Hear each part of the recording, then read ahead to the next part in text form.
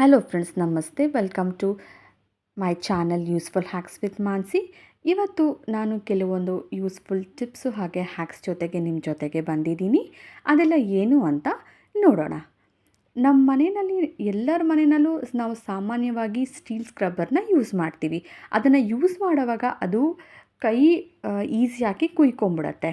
ನಾವು ಜಾಸ್ತಿ ಸ್ಕ್ರಬ್ಬರ್ನ ಯೂಸ್ ಮಾಡೋದಕ್ಕಾಗಲ್ಲ. ಅದಕ್ಕೊಂದು ಸಿಂಪಲ್ ಟಿಪ್ ಏನಂದರೆ, ಈ ಥರ ಪ್ಲಾಸ್ಟಿಕ್ ಬಾಟಲ್ ಇರುತ್ತಲ್ಲ, ಅದನ್ನು ಈ ರೀತಿ ಕಟ್ ಮಾಡಿಕೊಂಡು ಅದನ್ನು ನೋಡಿ ಸ್ಕ್ರಬ್ಬರ್ ಈ ಥರ ಸ್ವಲ್ಪ ಎಕ್ಸ್ಪ್ಯಾಂಡ್ ಮಾಡಿ ಹಿಂದೆಗಡೆ ಹೀಗೆ ಹಾಕ್ಕೊಂಡು ಒಂದು ಸ್ವಲ್ಪ ದೊಡ್ಡ ಸೈಜಿನ ರಬ್ಬರ್ ಬ್ಯಾಂಡನ್ನು ಹೀಗೆ ಹಾಕಿಬಿಟ್ರೆ ಅದು ನೀಟಾಗಿ ಫಿಕ್ಸ್ ಆಗುತ್ತೆ.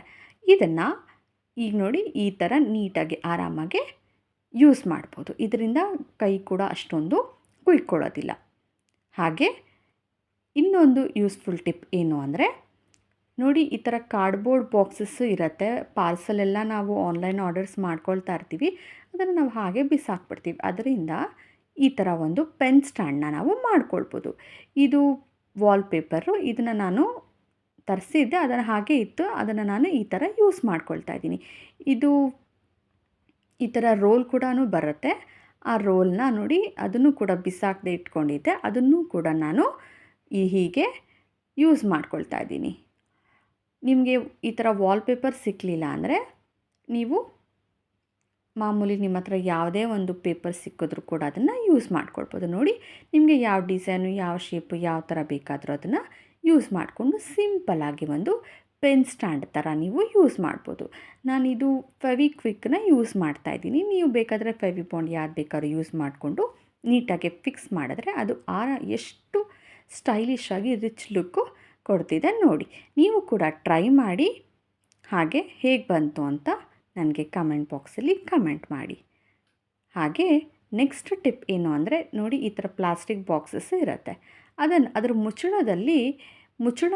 ಮುಚ್ಚಳದಿಂದ ನಾವು ಈಗ ಒಂದು ಈಸಿಯಾದಂಥ ಹ್ಯಾಕ್ ಮಾಡ್ತಾಯಿದ್ದೀವಿ. ನೋಡಿ, ಈ ಥರ ಮಾರ್ಕ್ ಮಾಡ್ಕೊಳ್ತಾ ಇದ್ದೀನಲ್ಲ, ಅದನ್ನು ಹೋಲ್ಡ್ ಮಾಡ್ಕೊಳ್ಬೇಕು.